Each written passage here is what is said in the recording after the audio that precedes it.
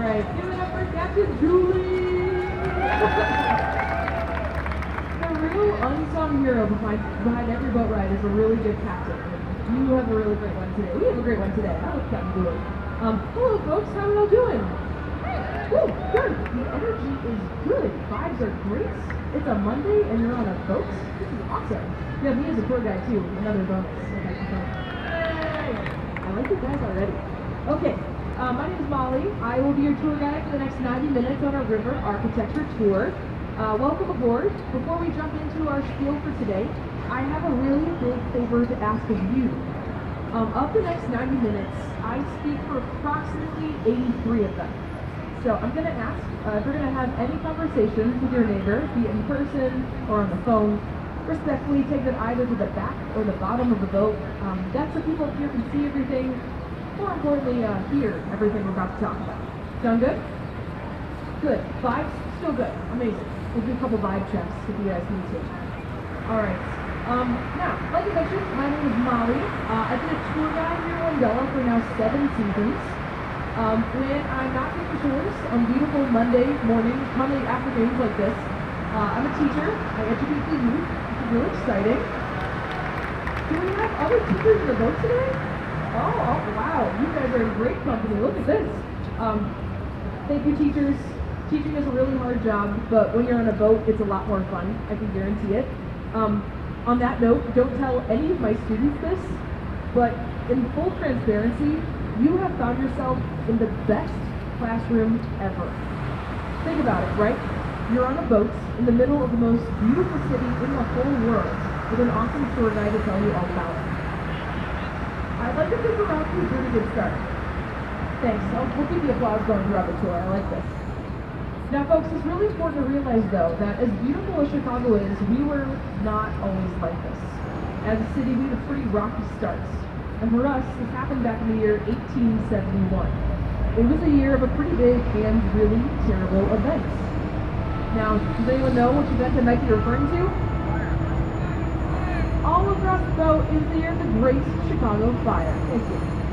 Holy cow, pun intended, this fire was no small spark. It destroyed about 2/3 of the entire city, burning about 17,000 homes and businesses, and it left around 100,000 people homeless. Which, mind you, folks, was only after about 2 days of burning. However, Chicago is no small city. Since then, we've built ourselves up to some pretty tremendous heights, truly becoming a second city. And that's where we get that name from, too. Not because we're second to New York, because we're not. No, don't believe it. Chicago's way better, and that's my only goal of the next 90 minutes, is to prove to you that we're second to none. We're called the second city, though, because we physically built ourselves out of those ashes once again to create the beautiful place we get to explore here this afternoon. Now, thanks to the help of a few different processes, enabled us to build some pretty tall buildings throughout the years. The Bessemer process brought in steel production in Chicago, and Elijah Otis, well, he helped install a couple elevators, which enabled us to build some of the tallest buildings the world has ever seen. Speaking of tall buildings, the first building on our tour is actually just above us here to your right. This is the Trump International Hotel and Tower, designed in 2009 by Adrian Smith. This is the second tallest building in Chicago today, topped out a whopping 1,389 feet. Now, the name Adrian Smith might sound familiar to some folks in the boat. Adrian Smith is the same architect that designed the current world's tallest building. Does anyone know what that building currently is? The Burj Khalifa. Yep, lots of similarities. If you stack one Trump Tower on top of this one, give or take a few feet, that's roughly the equivalent of the world's tallest building. Designed by architects and Chicago native Adrian Smith. Yeah, so much Adrian Smith is from Chicago. Very cool. Alright, my friends. First example of international style is off to your right. This, my friend, is the American Medical Association, formerly was known as the IBM Building, designed in 1971 by Mies van der Rohe. Now, international style means 3 words. Less is more. We're focusing on the materials behind the building versus excessive decoration or detail. We'll talk much more about Mies van der Rohe later on the tour. Very important out here in Chicago. history and their modern day architecture as well. Chicago's full of iconic buildings, many of which we'll see today. The two on your right, though, are the most photographed buildings in the city. It's no wonder why. Corncob Towers, aka Marina City, designed in 1964 and 1967 by Bertrand Goldberg and Associates. Bertrand Goldberg had a very unique philosophy in architecture. He believed that no perfect right angle exists in nature. So every apartment on the inside is shaped like a giant pizza slice. Here we are at the beginning, and the widest part, of course, is your balcony, aka the crust. Now, I meet so many cool people in low rise, right? And a couple years ago, I was giving a tour, and I actually met this couple that lived in the Corncob Tower for quite a long time. So of course I had asked them, do ghost stories, do you want to talk about your building, right? And they said yes. It's very hard to furnish a pizza slice. So if you're curious, well, hang out. The American Bar Association is off to your right. This is formerly known as the Quaker Oats Building for a long time too. Great example of modernist architecture. That bluish green hue of glass does reflect the natural color of the river itself. Pizzeria Portofino is one of the hundred places to get a reservation here along the river. You are fortunate enough to book a spot. The pizza is fabulous. No, I've never been. Now, our river was lined with warehouses just like this back in the day. However, the Reed Murdoch building is the only warehouse that's left. Designed in 1914 by George Nimitz, notice this building is uneven. It's asymmetrical. It's actually missing one bay or section of windows right here on the left or west side of the building.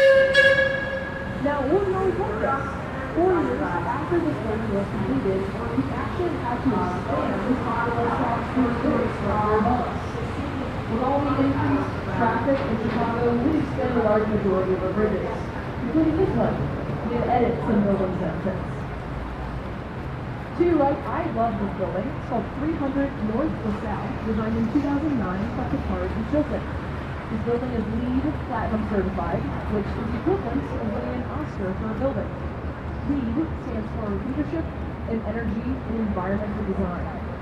This building, on super hot days, just like today, will actually siphon river water from below and will circulate that water throughout the building to cool off.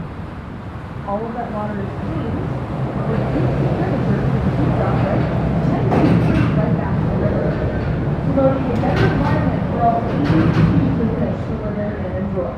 This river is cleaner than it's ever been. To your right is the Merchandise Mart. Yeah, you can't miss it. 1931, Graham Anderson Probes and Lights. The Merchandise Mart is ginormous. It is the second largest concrete structure in the United States, second only to the Pentagon. On the inside, there's 4.25 million square feet of space and about 8 miles of corridors. This building was built initially to consolidate Marshall Field's 14 different warehouses. Now, back in 1945, the Kennedy family bought this building for $13 million in back taxes. The Kennedys turned around and sold it in 1998 for $575 billion. It's safe to say that the Kennedys are doing this fine.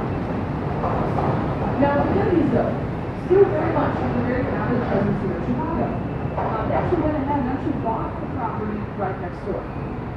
This home space off to the right is what we call Wolf Points. Wolf Points. For all my local Chicagoans on the boats, you might realize that Wolf Point has gotten a tremendous makeover in the last couple of years. This was a parking lot for a really long time, believe it or not. Now, we have 3 brand new buildings. Wolf Point East is luxury apartments. This building in the middle is now Salesforce Tower. This was just completed. And then there's a building behind Salesforce, we'll see in a moment, called Wolf Point West. And that's another luxury residential building. Kelly, Clark, and Kelly are the architects. That's a $1 billion project just completed off to the right. Now, I will tell you, Wolf Point is actually a very important part of really Chicago in general, and especially here. Off to your right, initially, is where Chicago began as a city. See, back in the year 1837, we had a lot of first things happen, because that was when Chicago became an incorporated city. We had our first post office, our first tavern. Even our first hotel was right around here too.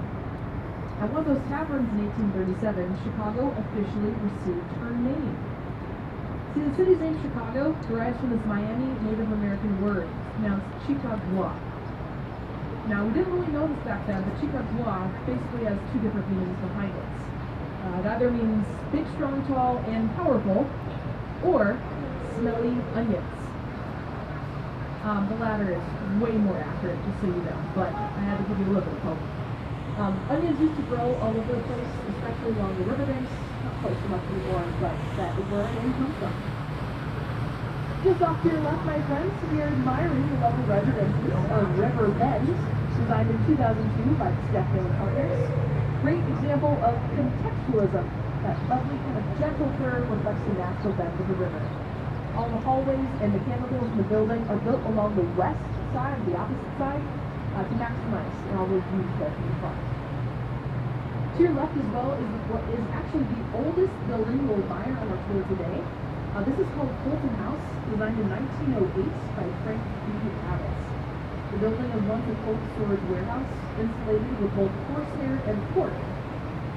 In the 80s, though, when the building was being remodeled, it's actually said the architect, Harry Weiss, removed about 500 truckloads of horsehair alone. Kind of gross. Harry Weiss, same architect, also designed these beautiful cottages off to the left, the townhomes. These are 4 individual townhomes built back in 1983.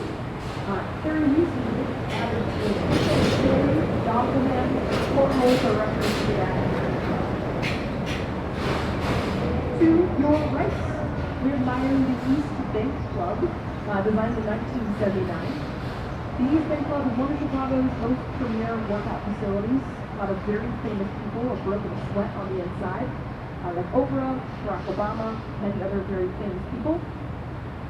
Something, though, you'll notice right off the bat about it, though, is that this building lacks a lot of windows, doesn't it? If you're being such a beautiful, rather large piece of this river, you think you're going to maximize those views by adding more windows. Well, it's important to realize that the Chicago River here, 30 plus years ago, was not the most pleasant sight to look at. At one point, the Chicago River was really gross, scummy, smelly, and basically full of trash. This river was such an eyesore that many buildings, like the East Bank Club, were built facing away from the river. This is technically the backside of the building, believe it or not. But, as you might have noticed, nobody has passed out with any toxic river abuse on our tour this afternoon, mostly because the river is cleaner than it's ever been, thanks to a group called the Friends of the Chicago River. That's an actual organization that cleans up the river. And a testament to how all this is today has to be Quincy Park, and that's off to the left. 2002, Ford Top George named for the architects. These are 70 4-story townhomes designed to look like European row housing. Every one of those townhomes in 2002 sold for $1.2 million a piece. Until the ground was even broken. Back in the winter, people bought all those homes before a home even existed. That's how much people want to live on this river. Not a home, again, that didn't exist. Another testament is off to your right. This is still the Chicago Riverbank Loft Building, designed in 1909 by George Nimitz. People did not always live here, used to work here, once a printing warehouse, but it's become a really great example of adaptive reuse. The first sign of that are balconies. Always, you can tell that people live in the building by balconies on the outside of it. Now, buildings like this are a very cool testament to how far this river has come. Chicago River was once a very commercial and industrial place. But now, because everything's so clean, people actually like to go walk and enjoy it. This transition has been residential now since. Adaptive reuse from the beginning for the lakes. Off to your right, I want you guys to look at 2 buildings that look rather similar. The building over here in this arrow shape or chevron racing on the outside of it, and the building to the right, it looks like it could be almost identical, or at least related. Perhaps this guy's photo shoot too. Everyone say hi. We have Kingsbury and Erie on the park. Both these buildings were designed by Lucian Lagrange back in the early 2000s. Great examples of the European industrial style of architecture. You can tell by all these schools racing on the outside. The style, though, never seemed to catch on in Chicago, though. It's really the only examples we have. above the trees to your right in the distance, you're gonna see a building covered in blue glass, these massive concrete corners. You guys see that over there? Alright, remember that building? We're going to lose sight of it briefly. That is the former Montgomery Ward World Headquarters, designed in 1971 by Binaural. Now, Montgomery Ward, the Montgomery Ward Catalog Company, prided his company on being very efficient and equal. So how do you enforce that as a big boss, right? Well, you get rid of all the corner offices in your world headquarters. That's why the four corners of the building you saw, they're completely blocked off by cement. That's where all the mechanicals in the building actually are. And that was so no two employees got these drastically different office views. Now, I have to tell you, Montgomery Ward is a really important guy here in Chicago's history, right? We'll talk more about him because the next couple buildings ahead of us actually have a lot to do with him. Montgomery Ward popularized the mail order catalog system. Basically, you got this big printed catalog in your mail, and at one point it came out to 400 pages long. Flip through, figure out what you want, and send your order to the city, and eventually, we can fill it for you. Another cool thing to thank Montgomery Ward for is the fact that he actually saved a ton of his own money to protect Chicago's lakefront too. He decided we don't want all these big buildings coming in and taking up Chicago's public property right next to the lakefront. So as actually said, Montgomery Ward, in many court cases, set out to actually protect our lakefronts against all these big industrial buildings coming in and taking over our lakefront space. So we have a lot to thank him for. But back to catalogs for a minute. This building off to your right is called One River Press. It's built back in 1930 by William Macaulay. In this very building was where phase one of the catalog process happens. That's where all of your paper orders were sent to and eventually organized. As you can tell, it's another great example of adaptive reuse. People live here instead of work here, right? Balconies are always a good sign of that. But phase two of the catalog process is way more interesting. That's where your order actually gets fulfilled. And that happened right next door. This building is called the Domain. It's built back in 1908 by Schmitz, Garden, and Martin. In this very building was where Montgomery Ward had processed and completed all those catalog orders. It was a warehouse for them. As you can tell though, a series of businesses have moved in since. Groupon a couple of years ago, when they were retrofitting this whole building with their brand new offices, they found something pretty peculiar on the inside. They found over 300 pairs of roller skates. Roller skates. Of all things to find out, but from talking to all these former Montgomery Ward employees, we actually found out that those employees had to wear those roller skates every day when they came into work. Can you take a guess as to why? Yeah, I see people going like this, right? It was to race from one end of this massive building to the other to fill out orders as fast as they possibly could. I mentioned Mr. Montgomery Ward was a very efficient man and also quite eccentric too. And that was actually part of your job description back then. You were to work in this building. As the road here makes a slow but steady turn, you'll notice our river splits into two. This interesting kind of mound of concrete and gravel off to your right is Chicago's only man-made island. Formerly, this was known as Ogden Island. It's named after our first mayor, William B. Ogden. He had a brick business where he dredged out parts of the river to make his clay bricks to create this island through the process. However, if you ask, any Chicagoan what we call this island now behind us, nobody ever calls it Ogden Island. What do we call it, folks? Is anyone drinking? No, no one's drinking on the boat today because we don't serve it downstairs. Goose Island. Does that name ring a bell? I see the light bulbs. Good. Usually there's always somebody. Yeah, Goose Island. Cool. Goose Island behind us, Irish immigrants would come there to raise geese, and that name has stuck ever since. It's also the name of a fabulous craft beer that we have on tap in the city too. It's fabulous, green line. Goose Island is just, beer hugs too are really good. So, it's fabulous. Definitely go drink some if you're here on vacation, and of course if you're of age. To your right, my friends, great empty parking lot to enjoy. No, it's not something to think about admiring on our architecture tour, but this parking lot is home to the River District project. New construction site coming in soon, putting a new beautiful river walk and some high-rise buildings, both office and residential. Halts on the project as of now, though, thanks to COVID, we don't need much more office space, so hence the pause to what's happening over here. Briefly, join me as we look above us here to your left. You guys might notice a bright green statue of a figure up there.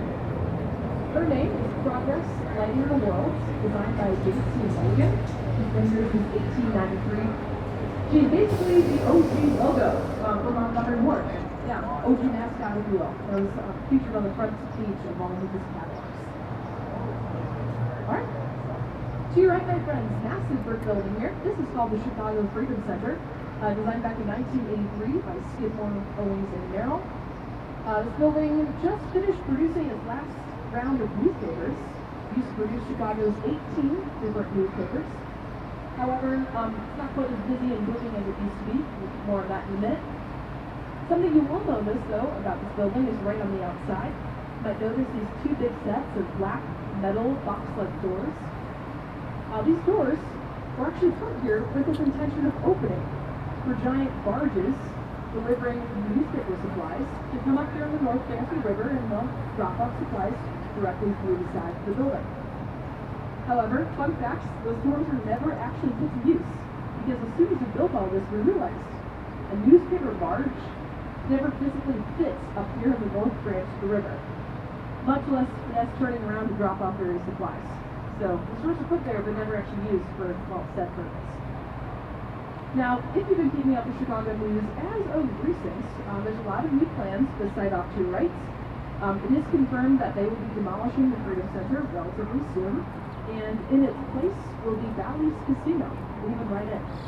It's a $1.74 billion project. We love casinos on this boat. I hate to break it to you, though, the plans are actually currently on halt. I was reading an article about it, and it was so just okay. Anyway, plans are currently on halt because what's happening now is that Bally's temporary casino in River North is not used by the well they thought it would. So plans are still to demolish the building behind us, but we'll actually see break ground with the new Bally's collapse, including a new theater and a couple brand new restaurants too. Now at this point we're at tour, my friends. We talked about all the buildings, architecture, and future casinos, which you see here. And this is part of the tour that I basically becoming Chicago history teacher for the next 8 days or so. So history was not something I taught in high school. I was not to events that we went to go upstairs and grab a drink and cool off. I've also been told that my voice is very soothing. By all means, I'll bring back the year 1803. Everybody got a big kickstart here in Chicago. 1803 was the year that Fort Dearborn was established. Fort Dearborn was the first military base in the city and served the purpose back then of putting Chicago on anyone's map. Quite frankly, Chicago was not a very enticing place to live in the early 1800s. Here marched a swampland full of smelly onions.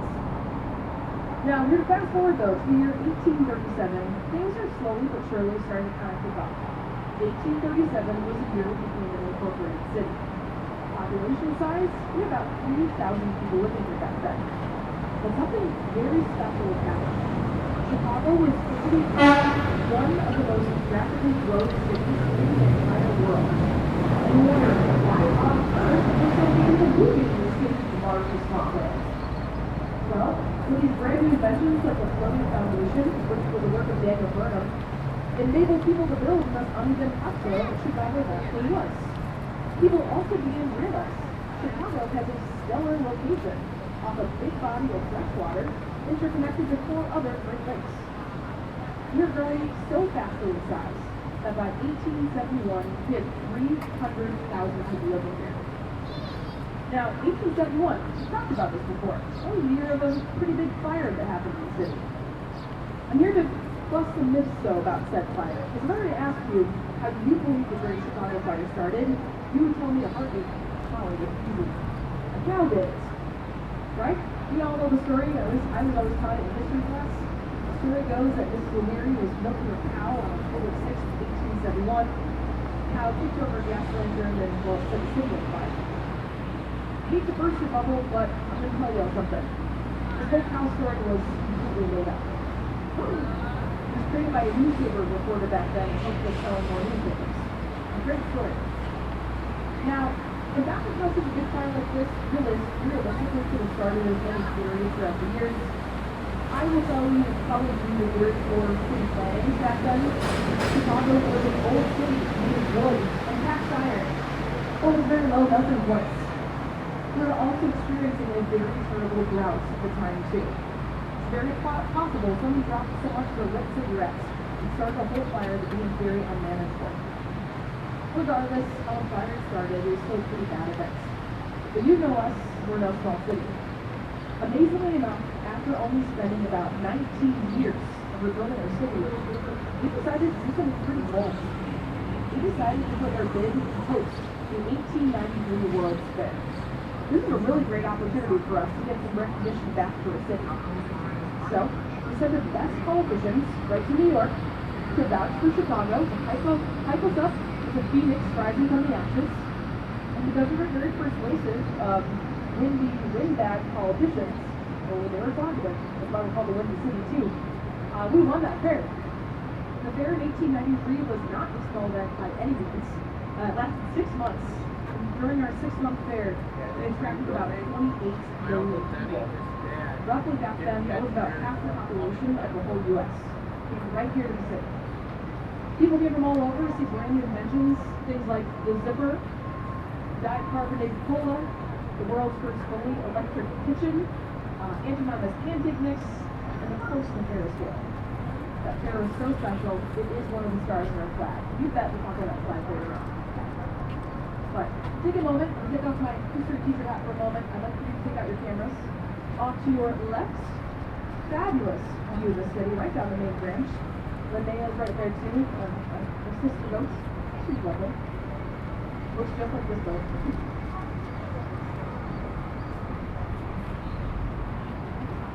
This is called the junction of the river too, because you're curious.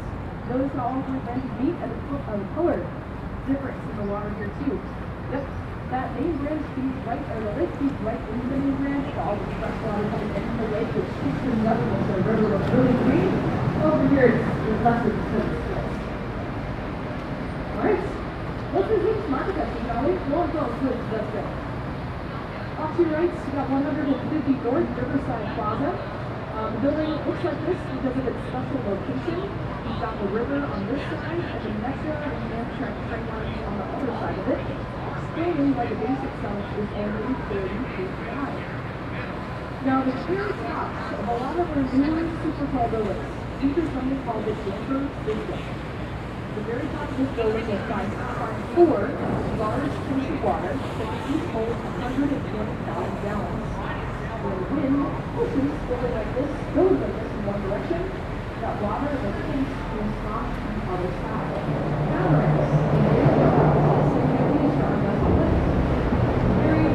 Present architecture of design, newer, taller, very tall buildings.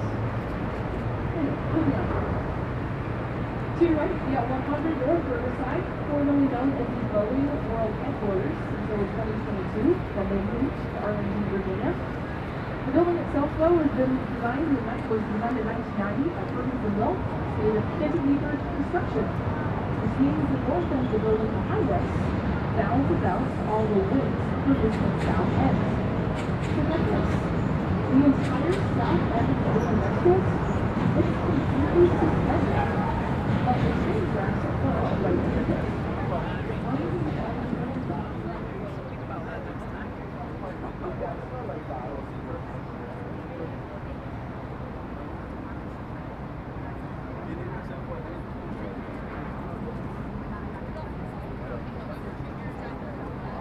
Yeah, right.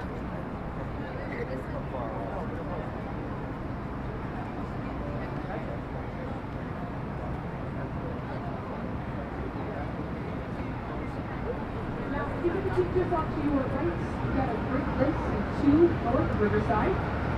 Great example of Art Deco architecture. You can tell right away by the limestone with vertical emphasis and those uses of setbacks and stair steps. That's very popular in Art Deco architecture, which is super popular here in the 30s when that building was built. Now, The next two buildings on your right, my friends, all belong to a larger group called the Gateway Center Complex. Basically, all these buildings, we've got 4 or 5 of them. Basically, all play testament to Chicago itself being basically the gateway to the West. And all of that has to do with the various trade lanes that run right there, right? And there, and you're going to see them too. Above us, we've got Gateway 1 and Gateway 2. Notice how both these buildings are completely identical structures, both designed back in 1983 by Willis Tower. Now, you can remember, the very second building we talked on the tour looks a lot like these buildings. You're remember the American Medical Association? Now, not by coincidence, these all look the same. Mies van der Rohe actually taught in the square. Now, I mentioned, Mies van der Rohe was a really important driver in Chicago's history, right? He actually studied at the Bauhaus School of Art Design, big art movements that centered in Berlin, Germany. During this time, right, artists, architects, engineers, sculptors, right, a lot of us were focusing on basically designing things that basically kind of broke art down on the basic building components. Manifested itself in architecture by designing these buildings that are relatively simple from the outside and had a great interior. For example, all these buildings off to the right are designed super well. The fact that they're all noise-proof and vibration-proof. We even have state-of-the-art communication systems built into them too, so you never have to breathe in any safety diesel fumes being transmitted. The third center to your right, that's Skidmore, Owings & Merrill, 1971. SOM, though, prominent group of architects, also designed a very iconic building. First glimpse of, right above us here to your left. The Sears, aka Willis Tower, was also designed by SOM, Skidmore, Owings & Merrill, in 1974. The tallest building in Chicago today still, 1,454 feet.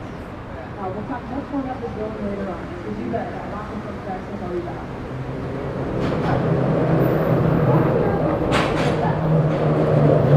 I want to tell you about my favorite feature here in the South Branch of the river. I love this. Over here is a massive abstract work of art. Look a little more closely, you'll notice that this is actually a map of the entire South Branch of the Chicago River. And it gets even better. That red box up there, that's a "You Are Here" mark. We're up there. Isn't that cool? That's exciting. So if you keep traveling down further down this map here, that's one turning point, which will be Chinatown, another 10 minutes or so this way. So you want to know, right? Otherwise, that's just the elevator shaft that goes. You can't do too much else with it. So kind of a nice way to get there from South Branch. Let's bring your attention back up to the right for a brief moment. On the North Branch, I was talking your ear off about guys like Montgomery Ward. Chicago is a pretty busy place in terms of our catalog industry. There wasn't just folks like him, but Marshall Field, Sears, people. With all these orders we're sending out, presented by the post office. So back in 1930, Larry Anderson, Gary Weiss opened out 40 acres of our post office. The building was once the largest post office in the world when it was built. 6 billion square feet of space off the level inside. Now, as you guys might know, right, catalogs have fallen out of use throughout the years. And as that happens, so does the post office. All of this space became rather inefficient and way too much to maintain. So in 1996, we launched the post office. Believe it or not, the building has been for about 10 years. Nothing was happening inside. We got it fast. So the light is there. In 2016, this building was bought. And today, it is just finished undergoing a massive amount of renovations. That includes removing about 16 tons of asbestos that gathered on the inside from all those years. On the inside now, you'll find the offices of Uber. Walgreens has a headquarters inside the post office. Ferrero Rocher, never pronounce it, candy company, with Lemon and Sweathouse. They have offices in there as well, amongst many other businesses. The roof of the post office is probably the coolest part. It's basically 4 acres, the very tip top, and most of it's green space. You'll find gardens up there, there'll be running track, pickleball courts, because that's really pretty. Even bees, you get honey grown on the roof, made on the rooftop there too, which is really cool. So you might wonder though, where our new post office is if we're no longer there. For us, it was really easy because we moved right next door. Our new post office, off to your right, was built back in 1997, and it ranks as one of the most efficient post offices in the whole world. The most interesting parts about this building, though, happens when you first walk inside. The lobby of this post office is phenomenal.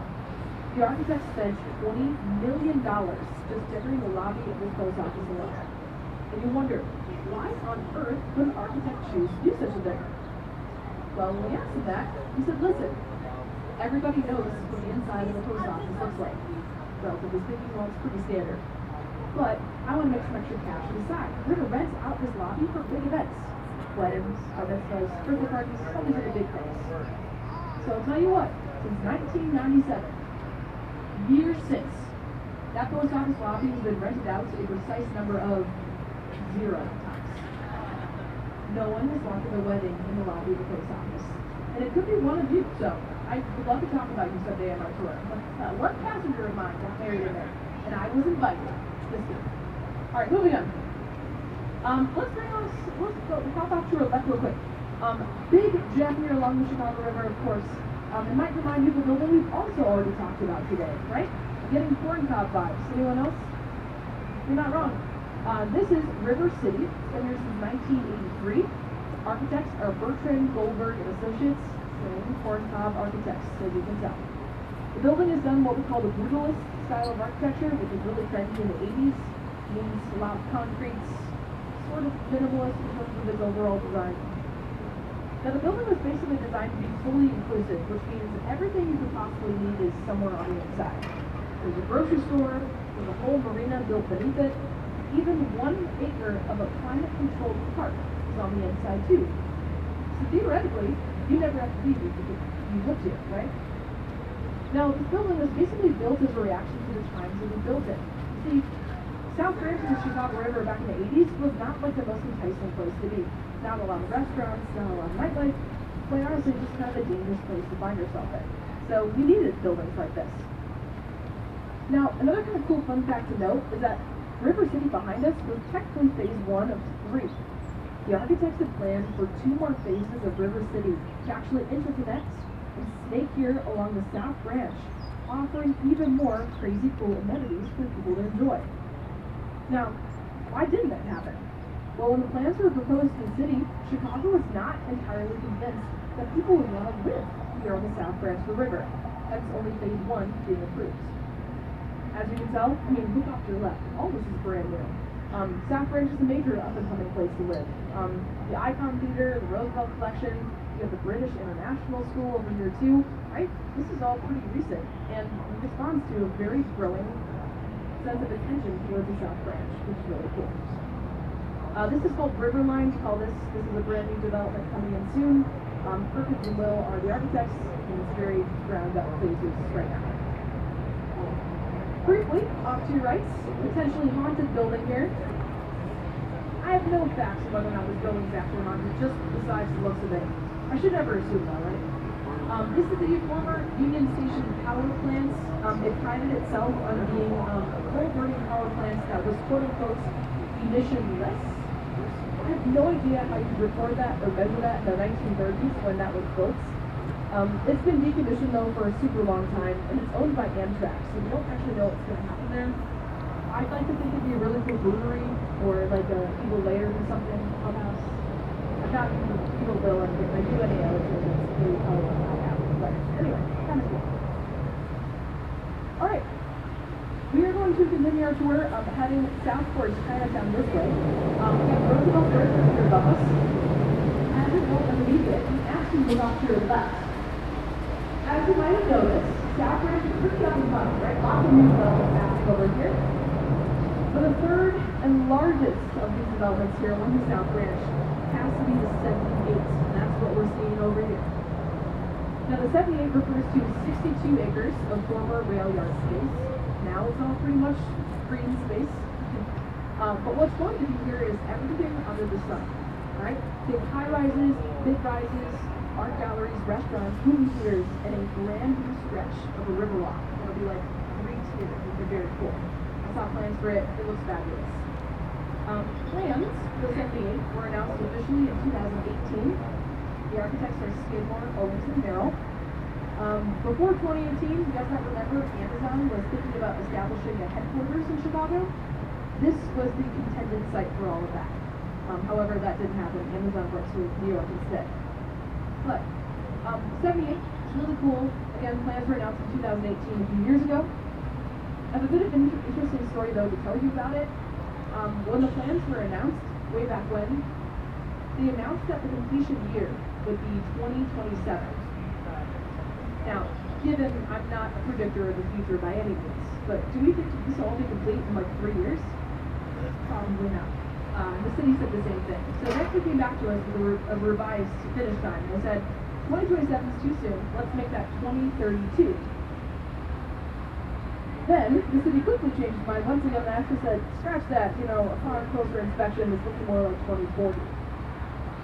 So, there's a very good chance you and I will not be taking boat rides by the time this is fully complete. Which is totally fine. Again, 62 years is a lot to deal with. What is cool though is being a tour guide for Wendella, you actually do get to meet some of these architects and people of the firms that they work for, which is really cool. And we actually met with a group of them a couple weeks ago. And I think the best phrase for this is that the 78 is what we call a generation project. It'll take a full generation to come to fruition. And again, this is a whole neighborhood that we're talking about. That's the reason why it's called the 78. Because upon its eventual completion, this will all be considered Chicago's 78th neighborhood, which is pretty cool too. Now, my last bit about the 78, again, you have a teacher as a tour guide, so this is near and dear to me. There is a really cool structure that's coming to the 78 called the Discovery Partners Institute. And basically what it's going to be is it'll be like an incubus, basically for students from each of our 37 institutions of higher ed to come to and have these great ideas for Chicago's future, and for a chance for donors to come and invest in those ideas in terms of sustainability and like other great passions that we have for our city. So, very cool. That will be actually done by 2027. They did confirm that to me at least. So, it'll go, I think, right towards the south end of it. So, that is it. Alright. Certain elephant in the room on this boat, certain elephant on the boats during this tour. We've passed under the variety of bridges, haven't we? Chicago is the city of bridges, and I think this is the coolest one. This is called the St. Charles Airline Bridge right here above us. It's been here since 1919. It's called a heel trunnion Boston style bridge, which basically means it lowers in this one side of it, takes the help of a concrete keel, as we call it, that lowers it into the ground. It is a landmark. It is lowered once a year to make sure it still works, but because it is quite low over the river, it's been upright pretty much all the time. So, it's inspected annually, so don't worry about it for perfectly safe. Although it looks like it's stuck with position. It's fine. We've made it though. Best part of our tour has to be this part over here, not because we're just about big claws, but I really love Chinatown. It's awesome. We are admiring King Tom this afternoon, just off to the left. The name King Tom comes from Chinatown's civic leader. Now, King Tom, when he was helping design large components of Chinatown, had realized a lot of Chinatown's youth could not have a place to congregate and play. So, devised this beautiful plan for a lovely park just here along the river, and it is so special. There are kayak rentals, you can go fishing here, you can go on a stroll, take some pictures, it's lovely. Now, one thing people tend to forget, though, about Chinatown is certainly worth mentioning, is that Chinatown, again, this is the kind of north end of it, this was not the original location of the community. Chinatown was actually established far closer to South Loop than what was building behind us. However, in the 70s, as the city was rapidly expanding, a lot of Asian citizens and immigrants were being pushed out, and eventually settled right over here. Again, largely led by King Tom himself. King Tom had passed away back in 1979, although his plans for the park had far succeeded that. The park was completed in 1997, and of course, we did it. It is a great place to be in, and of course, we admire Canadians too. They're all over the place. But I love these murals off to the left. They're fabulous. Notice there's a really cool pagoda-style looking pavilion. People go fishing from there all the time. If you want to take a water taxi ride and you actually enjoy Chinatown, it's a great way to drop you off right here. There's even a bus of King Tom himself if you want to learn more about him. It's really cool. It's right over there. And even the weekend willow trees too. So it's just a really beautiful place to find yourself on a nice sunny Monday afternoon like this. Also the eats in Chinatown are really delicious, but so much as well. Alright, one more thing I'd like to talk about before we go to here's a bit of a break for my lovely, if not soothing voice on our tour. Here, another bridge to talk about. I see people already pointing to it. It's directly ahead of our boats. Our boat is probably nicely framed by these two wrought iron steel towers here. Now, this, my friends, is the Canal Street Bridge.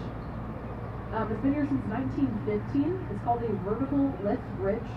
And basically, it is the oldest remaining vertical lift bridge in the whole world, which is really neat. So basically how it works, right? Those towers on either side have these really big concrete counterweights. They weigh up roughly about 3.5 tons apiece each. As those lower, they're attached to cables. The part in the middle will raise up to maximum heights of 150 feet. Really cool process. Doesn't happen quite so often because it takes a lot of time to do that. We'll just be admiring it today. But still pretty cool. It's controlled now remotely off to the side. It used to be controlled by that bridge house there in the middle, but not quite so much anymore. On the note of bridge houses, though, I need to answer a question before I get asked it. Next to a lot of our bridges, you'll find like little huts or like houses. People don't actually live in those. We call them bridge houses because that's where the bridge tender would usually work.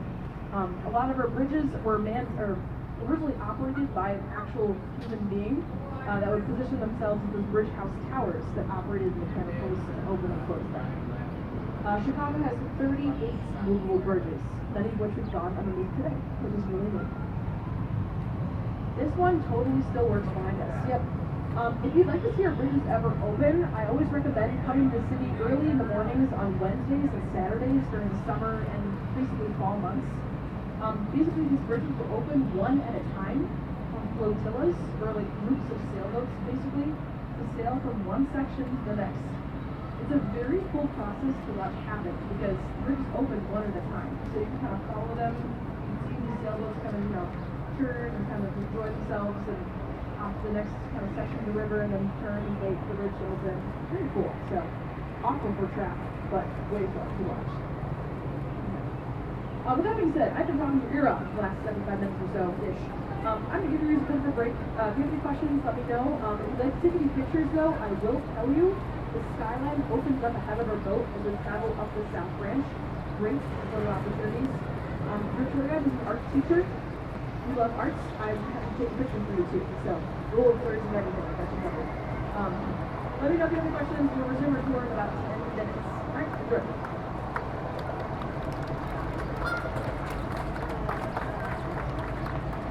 Are so good. Thank you.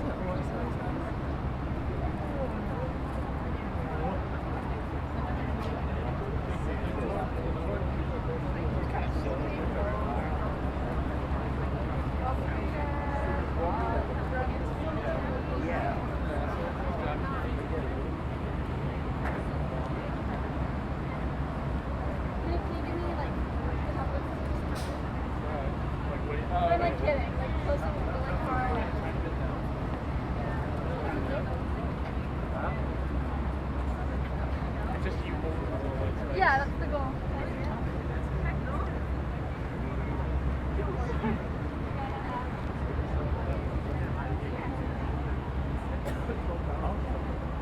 I'm telling you, make that a fucking game thing, inside this terrifying stack.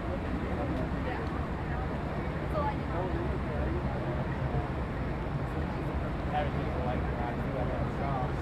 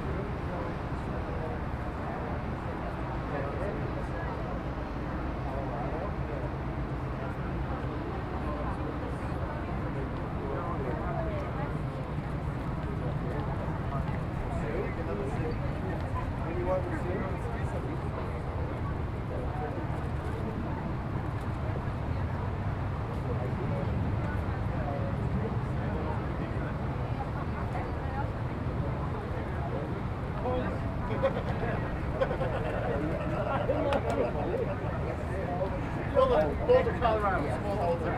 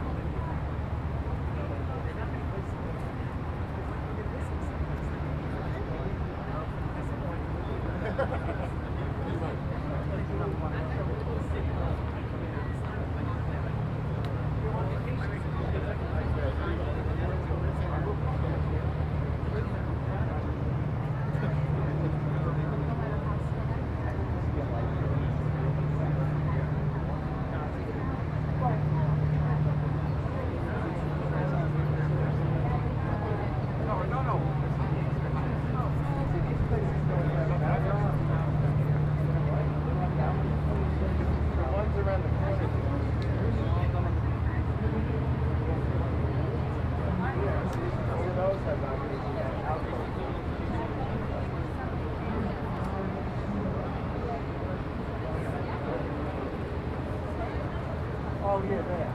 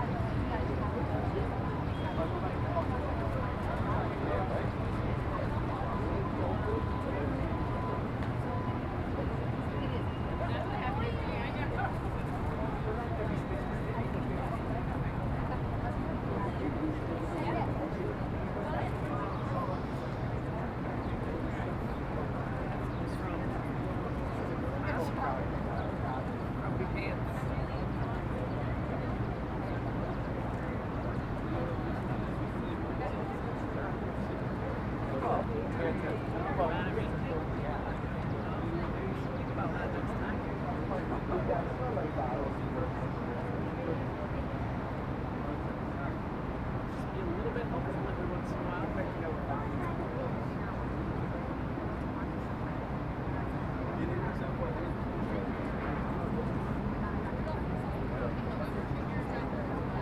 Yeah, right.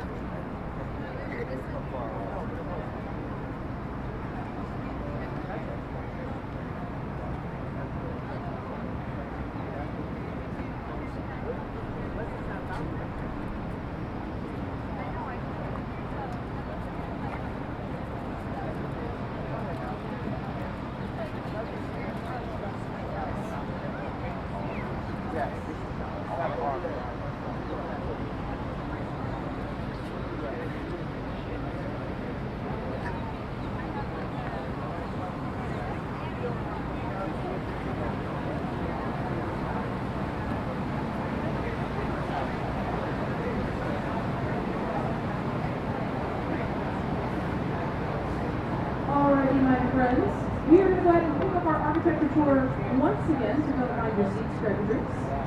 Really briefly, I'd like to talk about a building just off to your right side above us with a silver figure standing at the very top. You guys see over there? That silver figure belongs to the Board of Trade building, designed in 1930 by Montgomery Ward. The silver figure's name is Ceres, the local goddess of agriculture. The fun fact about Ceres is that she does not have a face. When they asked John Ford, the artist, way back when in 1930, why he would forget to put a face into a beautiful statue, the argument was very simple. When you're so tall that no one's going to see such tiny details like you know, flowers and people. Oh, very simple, open confidence.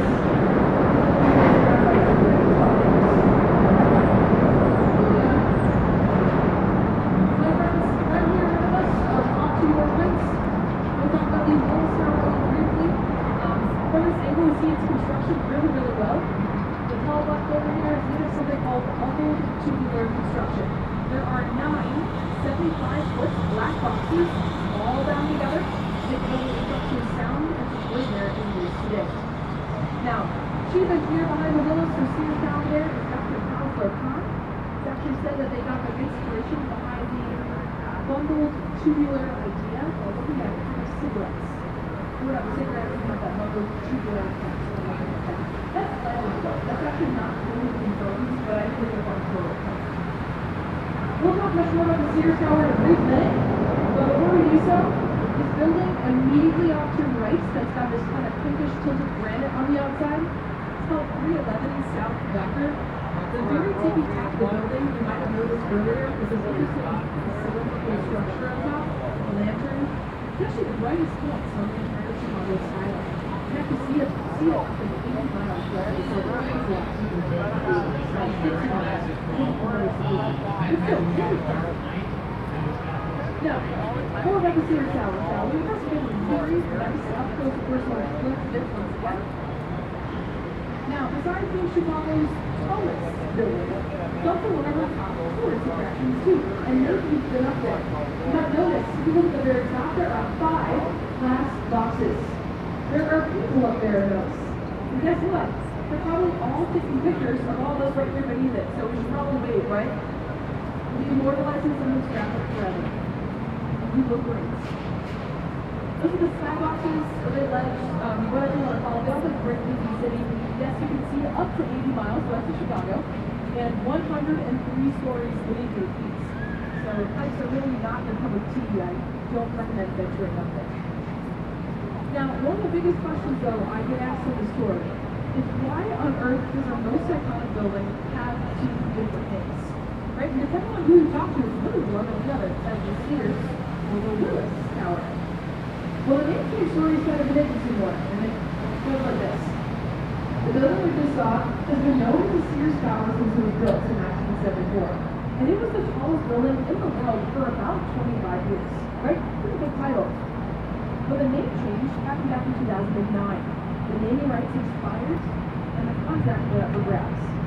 So the Willis company came in, and they spent $1 billion for the fee to buy the naming rights for such an iconic building. The thing is, not many people know what the Willis company does. So fun fact, the Willis company is the same company that brokered the insurance for the Titanic. Yeah, that's it there. Sorry. Not a good thing to mention on the road. I didn't realize that. I do that every tour too. But anyway, Willis is the largest and oldest insurance brokerage firm, and that's where we come from.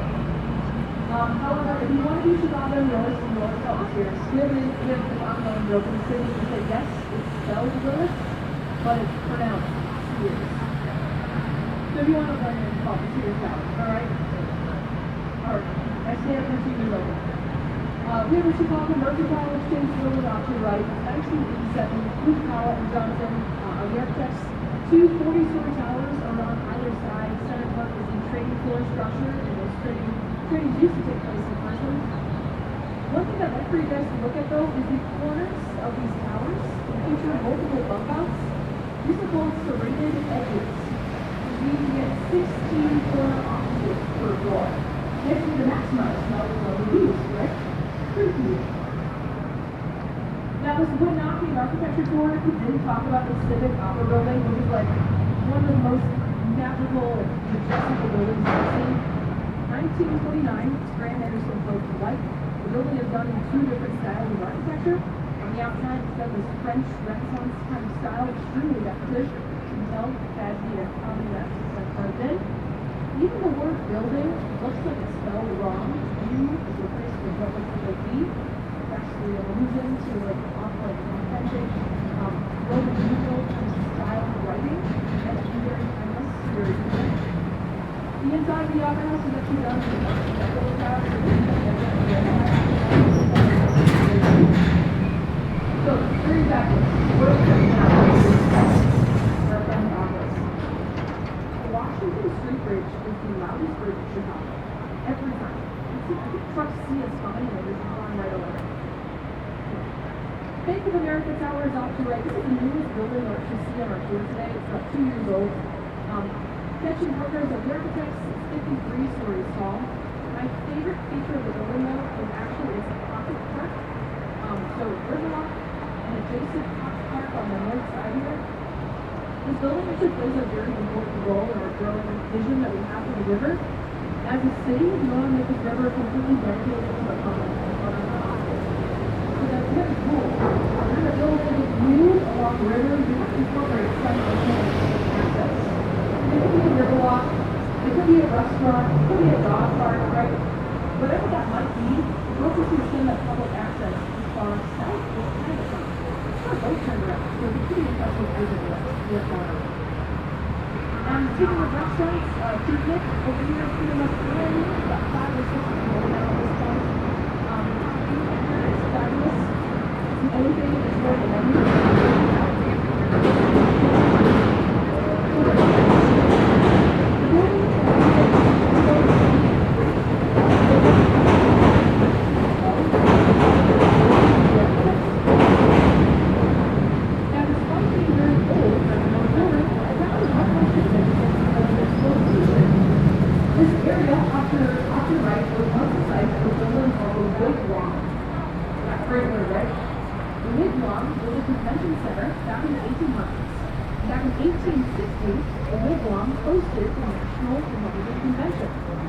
right over here for Chicago officially nominated Abraham Lincoln to be the official Republican running candidate for 16th President of the United States. Very neat. Lincoln was not present during his nomination. Presidents back then typically weren't, but still pretty impressive. Now, while all of our friends here on the Riverwalk enjoy themselves, I'd like for you guys to look at this green glass building off to your right. Okay? This here is called 333 West Western, 1983 by Cohen, Peterson, and Fox. Now, this building is a perfect example of contextualism, right? Notice not only does it reflect the natural color of the Chicago River, but also natural shapes, like 3-2. My favorite fact about this building, though, is that it makes a cameo of my all-time favorite Chicago films. You guys ever seen the movie Ferris Bueller's Day Off? I knew you guys were cool. There's a scene in that movie where Ferris's dad is working up in his office, and his son is there to go in the parade for singing shout. Right before their office scene, they flash this building signifying well as it for his officers. So if you ever read each and on the line, you will know that that office space clearly about 6 blocks south of it. Because he looks out, and he sees a great view of Federal Plaza. It's like, again, 6 blocks that way. So no wonder why he didn't see his son. It's the only logical explanation I'd like to go. Anyway, I'm getting ahead of myself here, but that's a great movie. I also really like the museum for beginning of the So, speaking of those, I see that glass box kind of off to the right above our left, all those projectors on the inside. Those projectors, really nice. They're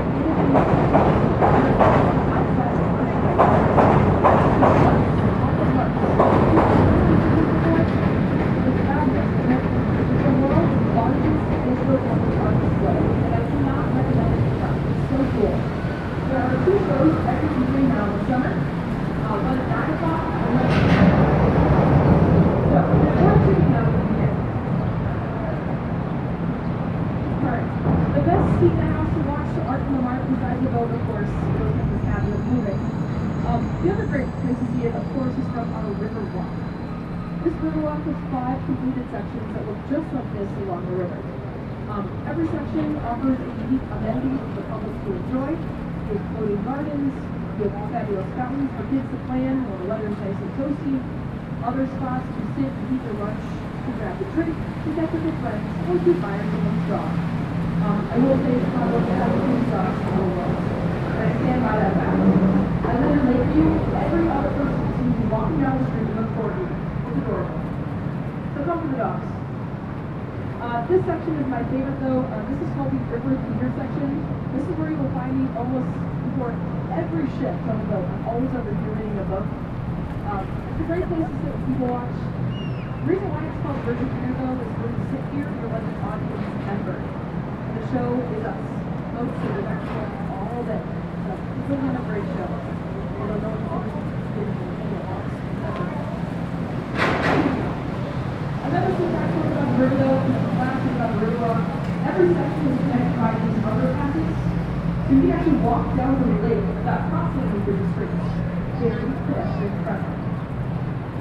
Now, this building immediately to your right is one of my all-time favorites. It's called 77 West Record, designed in 1992 by Ricardo Loco. If you look at the very tippy top of this building, you'll notice an interesting triangle-shaped structure. That's called a pediment. You'll find out that this is like the Parthenon. Old, traditional elements of architectural pediments, beautiful arches, beautiful columns, they're all integrated in a pretty modern way. We call this the neoclassic style of architecture. I think it's really cool because it's very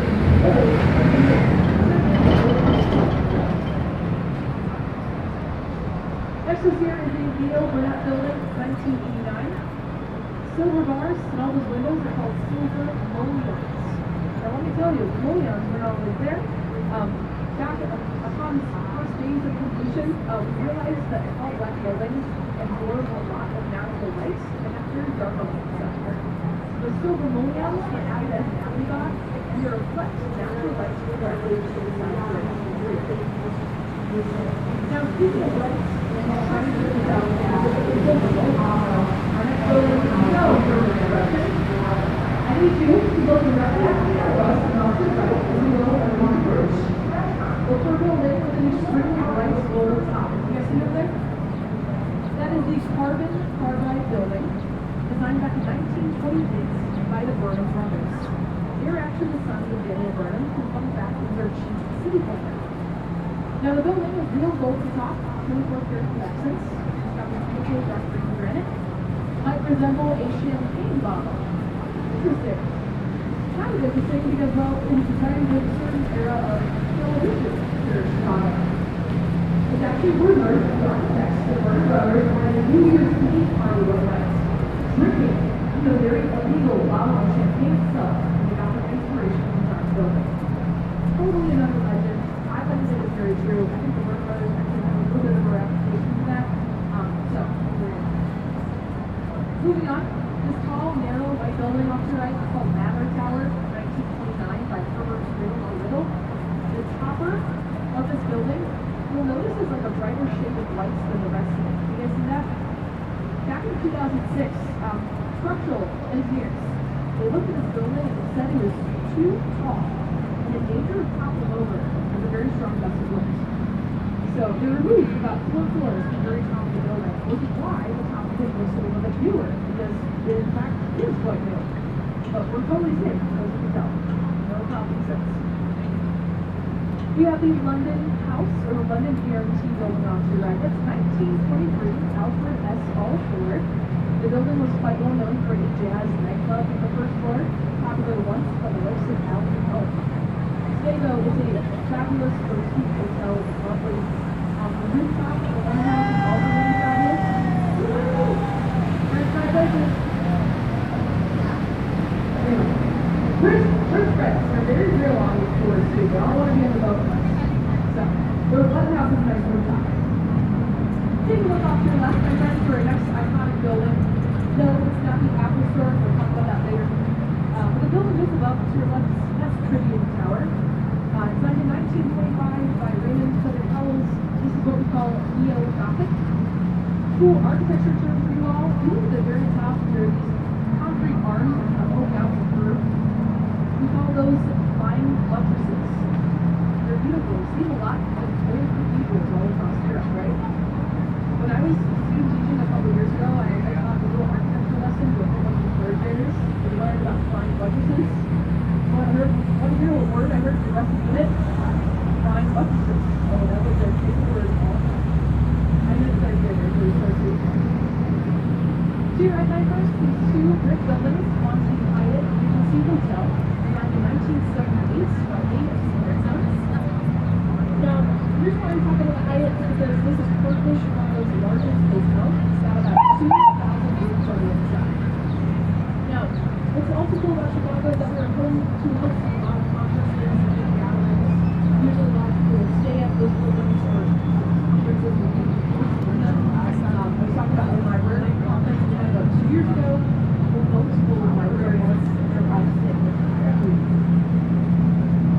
Take a close peek off to your right, my friends, for a building with those curvy, undulating balconies off to your right. Those balconies belong to Aqua, signed in 2009 by Stephen King. Aqua is awesome. The lovely restaurants, skyscraper, and more in 2009. That's like thousands of buildings, right?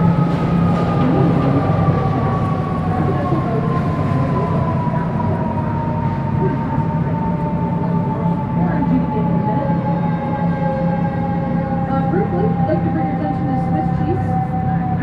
Swiss Hotel. Now, Swiss Hotel was designed in 1988 by Riverfront Willis. I mentioned briefly before, very recent, but rather nautical man himself. It was actually said that the triangle shape of his building came as inspiration for the sails of his very own sailboats. There's also a method of man referred to as he designed a triangle building, otherwise square on the land. Technically, that means no reviews are regular. Second row. That's the second row. Alright, I have a lot of favorite buildings, right? Teachers definitely have favorite students. Architects, tour guides have favorite buildings too. Now, St. Regis always tops my list. This is the newest skyscraper addition to our skyline. It is awesome. St. Regis was completed in 2019. The architect was Gene Gray.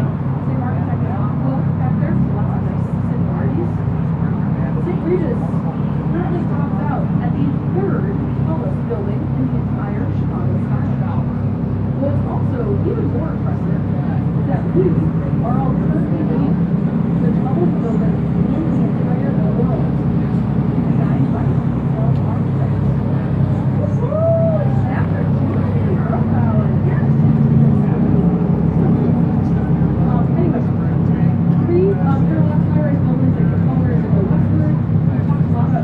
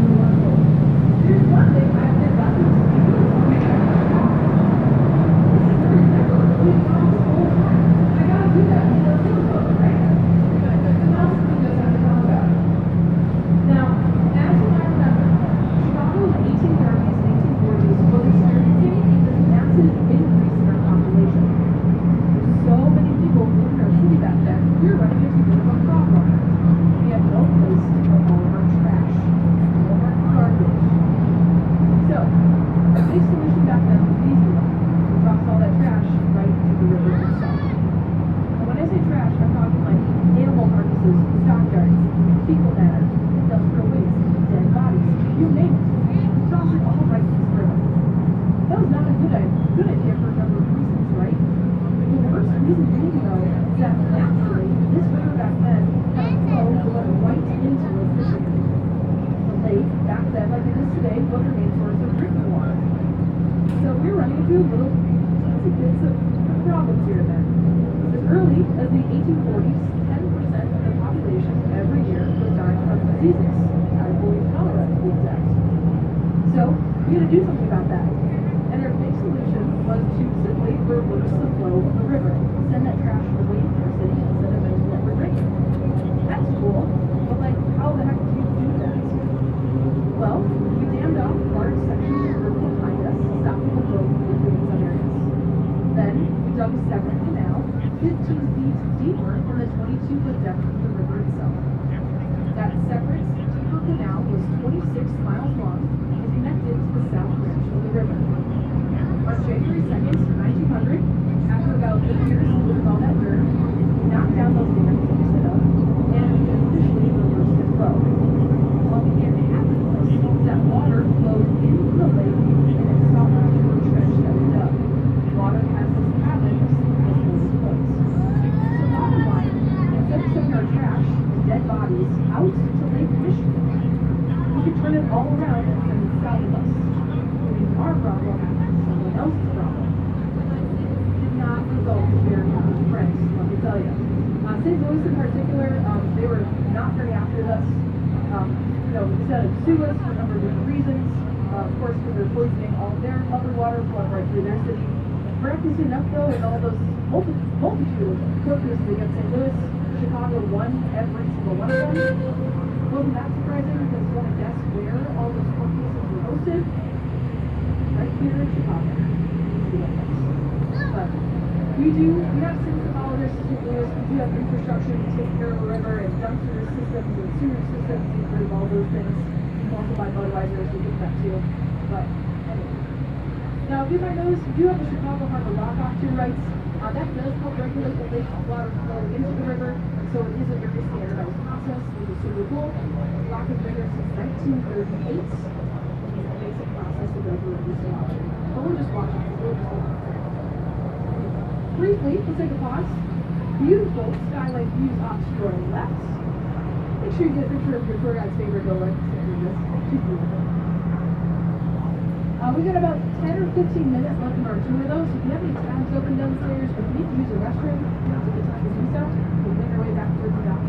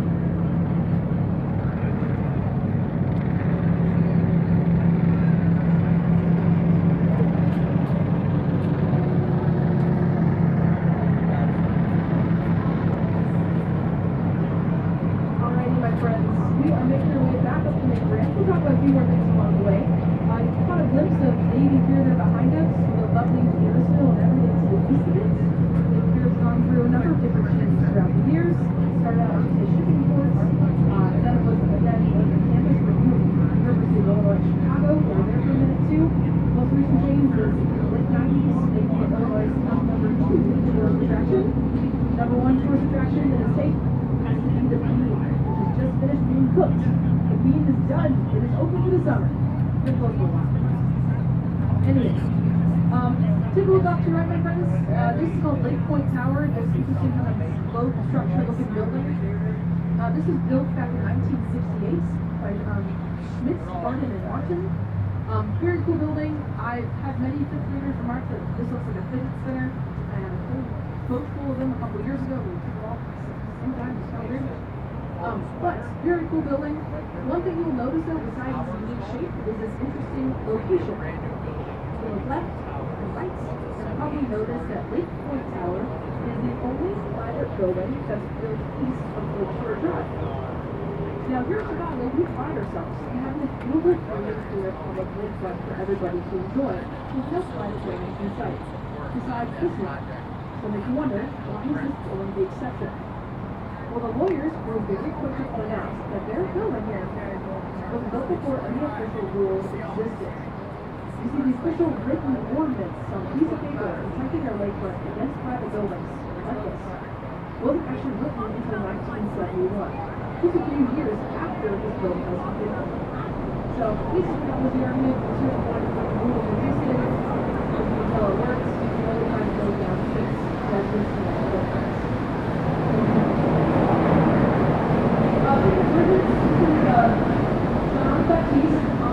He did a rename a couple years ago, named in honor of Chicago's first permanent, non-Native American resident, John Baptiste Monticello, who used to live just in North Branch of Chicago, on north side of the Chicago River. Off to your right, I call this a great example of invisible architecture. It means that there's nothing here yet.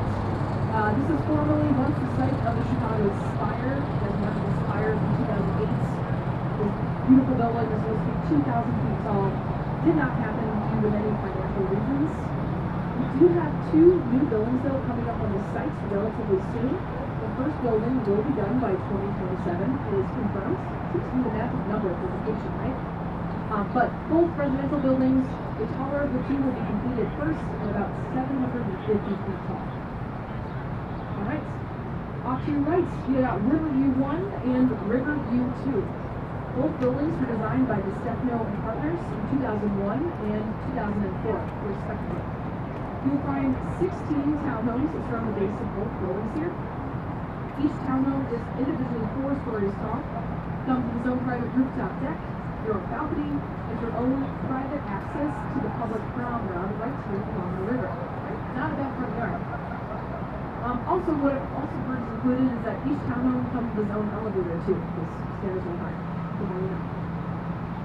Now, one thing I'd like to point out though ahead of us, usually we have some alarming effects, but our Centennial Fountain has been on a bit of a hiatus recently, but I still like to point it out. Centennial Fountain is off to your right over here, it's a beautiful kind of marble kind of fountain or granite fountain we have. Been here since 1995, Dirk Lohan is the architect. Meant to commemorate the 100th anniversary of the Metropolitan Order Information District. As we go slowly past this fountain, I hope you look at the very base of it. You may notice a small, pyramid-shaped structure, a little cannon almost in the middle. Can you see that? Now, when the fountain is turned on, it actually has a celebratory water feature. It goes off the top of the hour, every hour, for 3 to 5 minutes.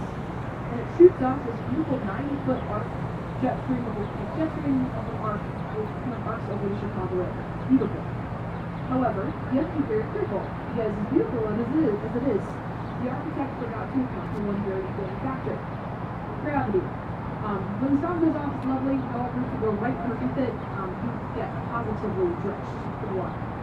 So on a day like today, maybe it's not that bad, but come September when you get some chillier days and it goes on, oh yeah, those UVs are really fucking weak. So definitely anything that's turned off. To your right, my friends, we got the Sheridan Hotel Tower. This is 1992. Solomon, Corwell, and Ben, the architects. Notice first and foremost, it's got these beautiful rounded edges to it. It's actually said that the architects were very inspired by steamships that used to set sail across the lake way back in the day. Also, other important things to note, this is Chicago's 4th largest hotel currently. On the inside, there's about 1,600 rooms. When presidents and other important people come here to stay in Chicago, quite oftentimes they'll actually stay at the Sheridan. Another cool thing to note is many of our buildings along the river are covered in glass similar to this, dark green or dark blue. Color choice is purely because of the way the river has been on this entire time. As you take a look on both sides of the boat, you realize this is not the river, it's a beautiful shade of emerald green to it, right? You would not believe how many times I get asked to tour that and we buy a river on a daily basis. No, we only do that once a year. We'll talk about that in a minute. But this river is natural water because of the uses that variables. The Chicago River has a natural clay-based bottom to it, the algae along the surface are very natural, and in the lake water, every time we're talking ocean behind us, that's in all the lake water, move it to the next. There is no one day of the year when the river not to be as precise as the river of Green. Average day in heat, right?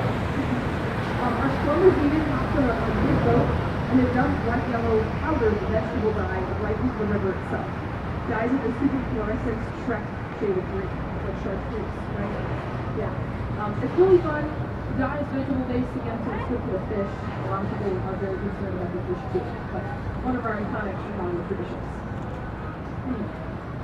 While we're moving slow, you guys might notice the building in the distance with that onion-shaped dome on top of it.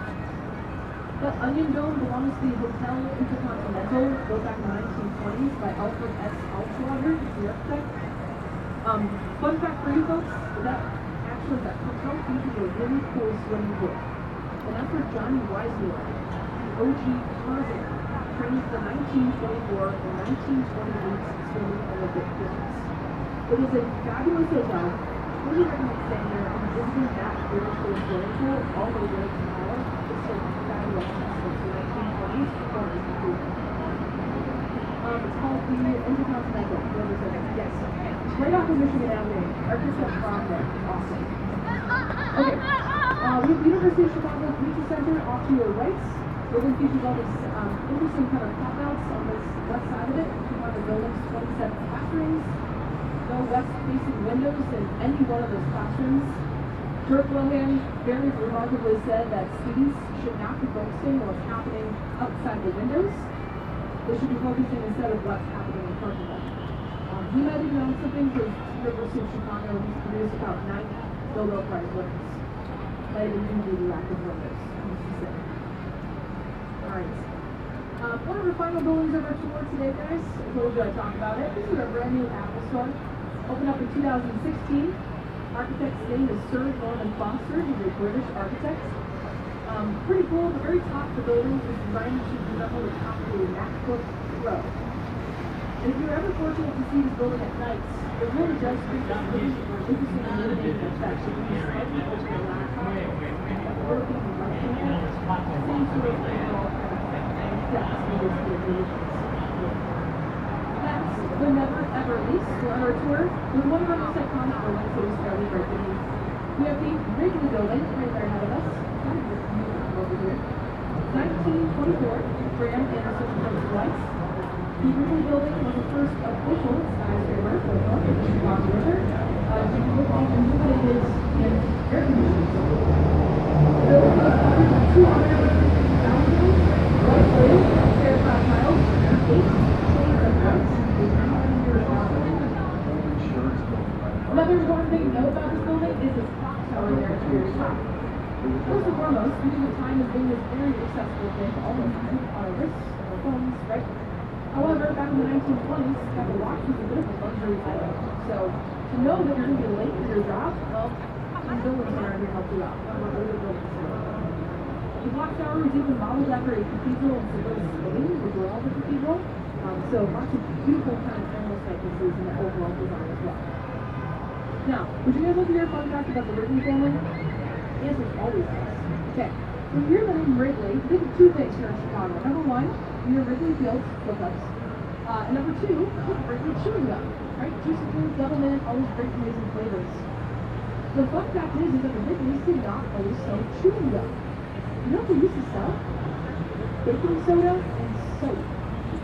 Now, neither product is doing so well. So part of this big promotion, they attach 2 pieces of chewing gum in every single package. People bought the failing products just for the gum. Yeah, if they like the plans and now, the rest is history.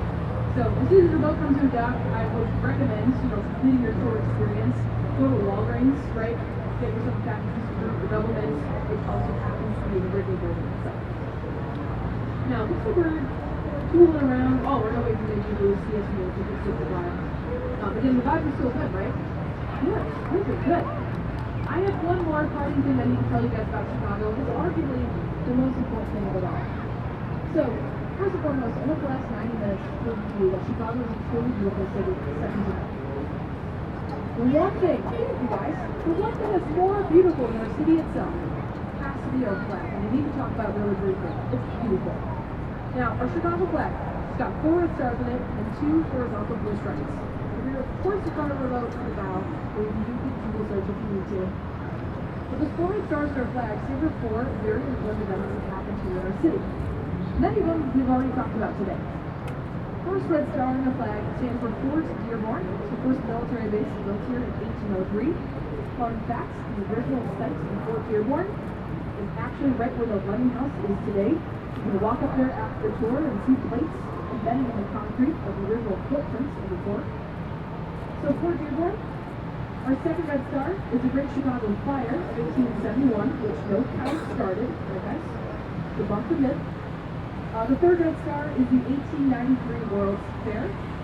And the fourth and final red star is the 1933 Century of Progress Fair. It was the second World's Fair that was hosted in Chicago because several cuts were really cool. You have 2 blue stripes in our flag, blue and water, 2 main waterways in the city, got the river as well as that lake out there. And finally, our flag is split up into 3 white sections, 3 white pieces. Those stand for the 3 geographic sides of Chicago. The north side, the south side, and the west side. Much of the east side as well as the lake, as we like to say. And we do have the east side in Chicago, which is very clear. It's pretty small, but for sake of simplicity, we call that Lake Michigan. So, I know there's a lot of different details to remember, and it's very informative and fun diving into Riverfront. But the best way to remember what those 4 stars stand for is that we always start with the same letter. What is that? Are you ready? It goes Fort, Fire, Fair. Easy peasy, right? Fort, Fire, Fair, Fair. This fair, This is Tribune Tower. I'll leave it at that. It is the second Anyway, tallest everyone here's building about to come in do the that. So city of we'll run tight, we'll Chicago. go to a little jump through the kind of Completed in 2009 by the But thank you so much for joining us, folks. We're having a great time. And my name is Molly. I'm the tour guide. I'll be the first one to vote for you on our Instagram. So let me know if you have any questions. But thanks for seeing us. Have a great day.